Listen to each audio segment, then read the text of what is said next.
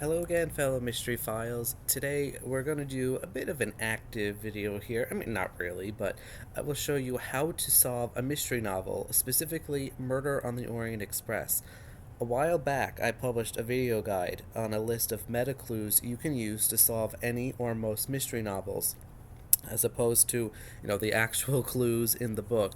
And one of you suggested I should remake this video and use a book with specific examples. So I am, and I decided on Murder on the Orient Express because I think that is probably the most well-known Christie novel, and I will go tip by tip and explain how you could have used that tip to solve this book. Obviously, major spoilers ahead for Murder on the Orient Express. And before I begin, make sure you like and subscribe to keep up to date with the channel. Alright, I'll go through these one at a time, starting out with what I think is probably the most important tip, and that is knowing your author. And this applies to every mystery novel out there. Not every one of these tips, by the way, is relevant to every book, but this one is pretty much always relevant. You have to know what your author will do and what they won't do.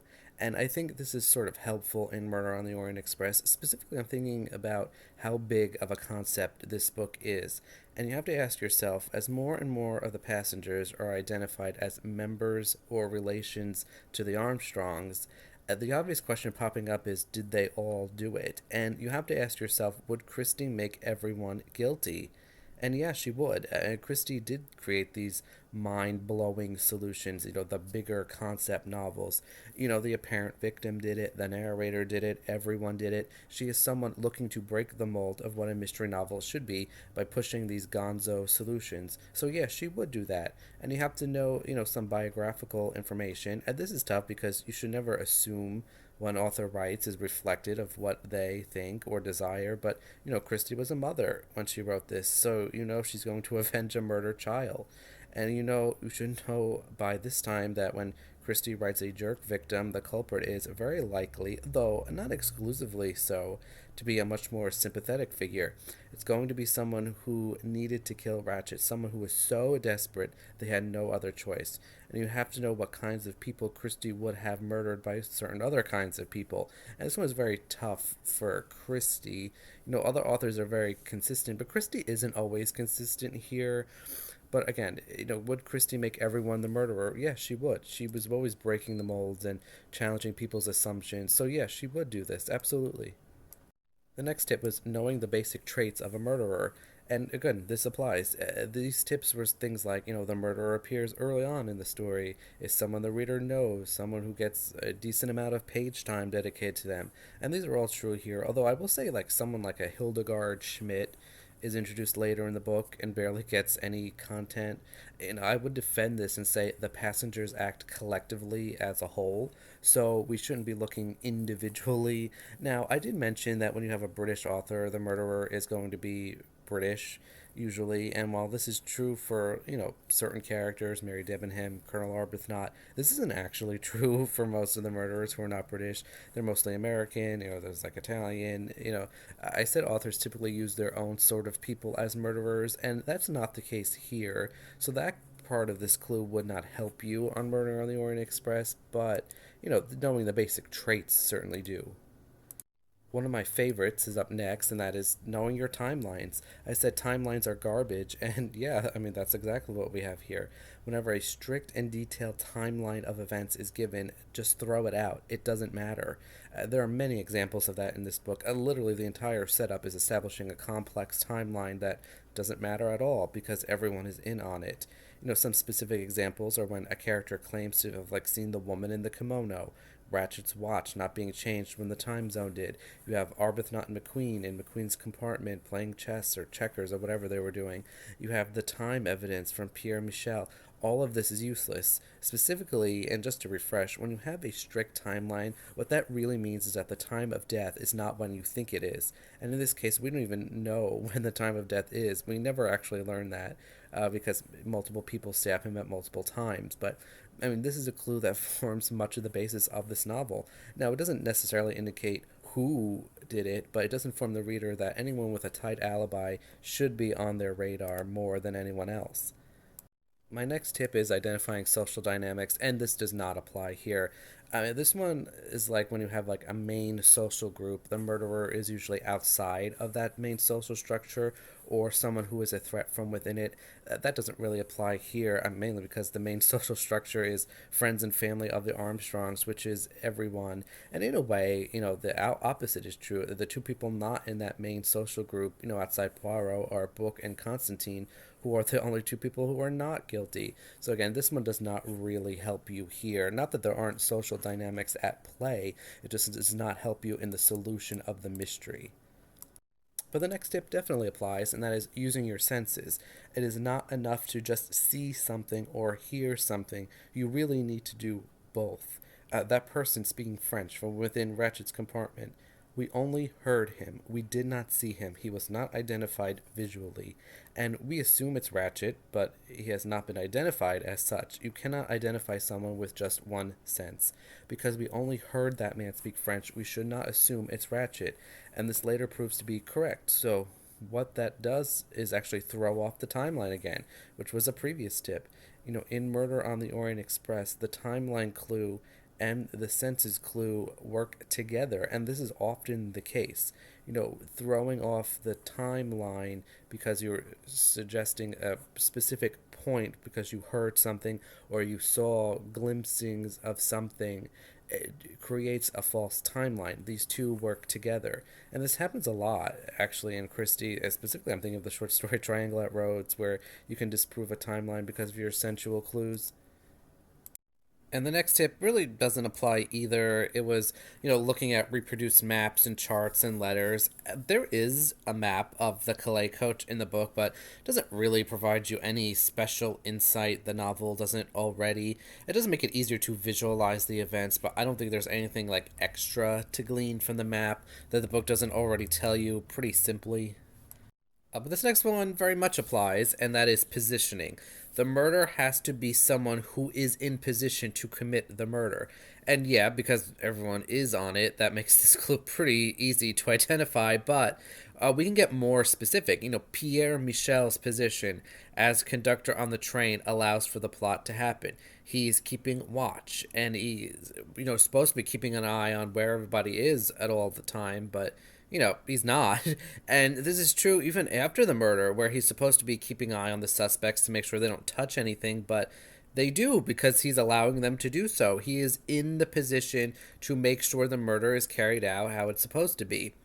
Pierre Michel knows how the Calais coach operates. He knows the layout. He knows it will be empty that time of year. Pierre Michel is in the power position on the train. No one can move about the Calais coach without him noticing. So he has to be in on it. And I would argue Hector McQueen is also this person. As Ratchet's secretary, he has control and knowledge over Ratchet's schedule. This type of character, the competent secretary, is often very involved in the murder plots that happen. And just because he or she has the knowledge and trust inherently from their occupation. McQueen is the person in position to make sure Ratchet is on the Calais coach at that specific time. He's the one who makes the booking plans. He's the one who makes sure his employer is where he's supposed to be at any given time. And this is such a classic clue that is very often in play, especially in these bigger concept novels. And let's talk about occupations. I listed a few occupations that are more likely to be murderers. Admittedly, one of them was a doctor, which is a red herring in this book. Dr. Constantine is not the murderer here, or one of them at least. But the biggest one is an actor or an actress, and we get a casual mention that Sonia Armstrong's mother was a famous actress, which, whenever that gets mentioned, that should immediately raise a red flag that someone in the book is in disguise or otherwise not who they say they are. And there are really only two people who could be Linda Arden, Mrs. Hubbard or Princess Dragomirov. And at the very mention of an actor or an actress, you should be calculating for that in your possible solutions. I also mentioned nurses, and we do have a nurse in Greta Olson, although this is an unusual case as there's no poisoning here. Nurses and doctors usually involved in poisoning cases, but lawyers, another profession, and while there aren't any lawyers in Murder on the Orient Express, one is mentioned in McQueen's father, so another lawyer out there, and of course secretaries, which I've already talked about in this video. The next clue was laundry lists, and this is where an author provides a list of things, and something on that list is important. Usually, it's the item sort of towards the middle of the list, and we don't have this properly in Murder on the Orient Express, but we do have this sort of informally. And as I mentioned, a laundry list need not be like a literal list presented to us. It could be information acquired over time. So a laundry list could be spread over the course of the book. An example of that in this novel is the contents of the passenger's luggage. We do get detailed information on what each person possesses, and in this case, it's not listed, per se in an actual list. And it's also what's not listed that's important. Countess Indreni is missing a nightgown slash robe. And we're also presented a list of clues or items that don't make sense, but there's no specific clue there. So unless I'm forgetting something, I don't think we have a true laundry list in this novel, though we sort of have like a quasi one that's a little bit important. Names were a favorite clue of Christie's, and boy, do we have a lot of names here. We have the infamous Devonham and Freebody clue, which, admittedly, not as much help to me as I think Christie would have thought it would be. And certainly a lot of people, readers today, probably never heard of Devonham and Freebody, but we have naming clues involving the lady's handkerchief with the letter H, and several women having an H in their name. This leads to another naming clue with Countess Indreni trying to pass herself off as Elena instead of Helena. And Princess Dragomirov's name is Natalia, which begins with an H in Russian. And this is all a red herring, but everything in this book is intentional misdirection. We have Mr. Harris, the man who never showed up to claim his compartment. His name is a reference to Dickens about a woman who doesn't really exist. That's another naming clue. There's another naming clue connecting Linda Arden to Countess Indreni via their true last names. It's not the same exact sort of naming clue I had in mind, but the fact that Colonel Arbuthnot calls Mary Debenham Mary and not Miss Debenham when they proclaim to be strangers is a major clue. It's related to names. It's probably my favorite clue in the novel. I mean, it's not like shenanigans with names or a bit of wordplay going on, but still, a naming clue that's very helpful. The next tip is pretty unhelpful for Murder on the Orient Express. Well, maybe it's not entirely unhelpful, but it was identifying red herrings.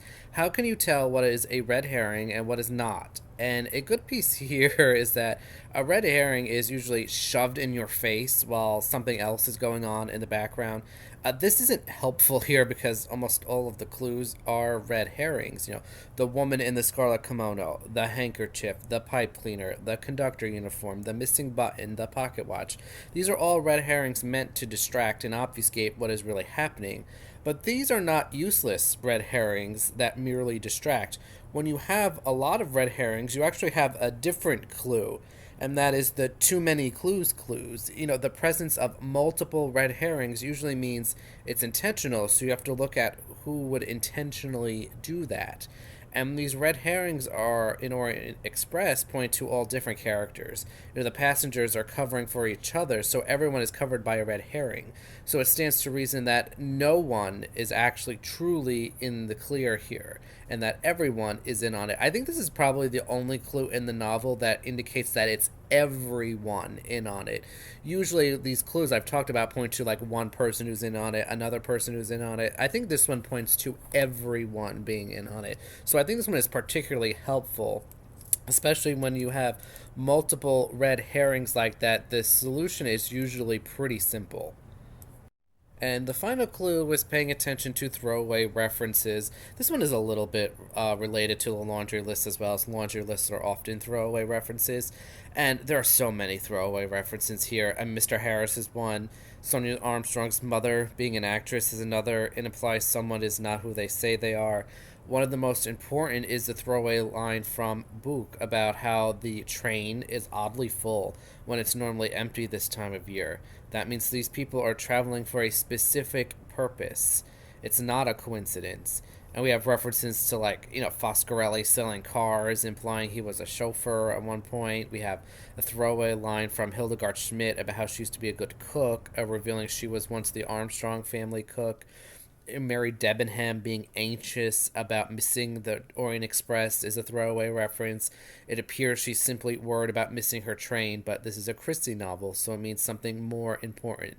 And this is true of most good mystery authors, but especially Christie, in that writers are very carefully selecting their words.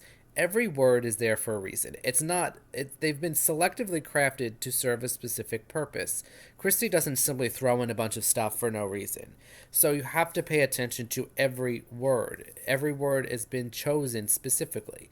And I could go on and on with examples of throwaway references here. As a reminder, a throwaway reference is something mentioned casually or in passing, but is not really focused on. I think like most good murder mysteries have like a lot of throwaway references. Those things you should be paying attention to and things you probably notice, but it's not dwelled upon, so you're not constantly thinking about it.